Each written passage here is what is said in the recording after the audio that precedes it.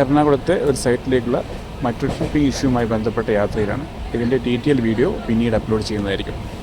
നമ്മുടെ നാട്ടിൽ നിന്ന് അന്യമായി പോയതും എന്നാൽ കണ്ണിന് കുളിർമ നൽകുന്നതുമായ നല്ലൊരു കാഴ്ചയാണ്.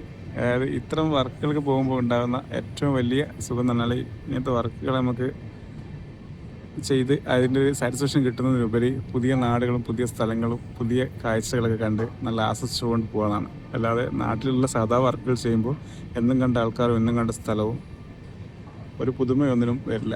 വർക്ക് നമ്മൾ സ്ഥിരം ചെയ്യുന്നതുകൊണ്ട് അതിലൊരു പുതുമ കാണില്ല. പക്ഷേ ചെയ്യുമ്പോൾ ഉണ്ടാകുന്ന സാറ്റിസ്ഫാക്ഷൻ വേറെ തന്നെയാണ്. പക്ഷേ ഇത്തരം ദൂരെയുള്ള യാത്രകൾക്ക് ഇത്തരം കാഴ്ചകൾ അതൊരില്ലാത്തൊരു ഓർമ്മകളാണ്.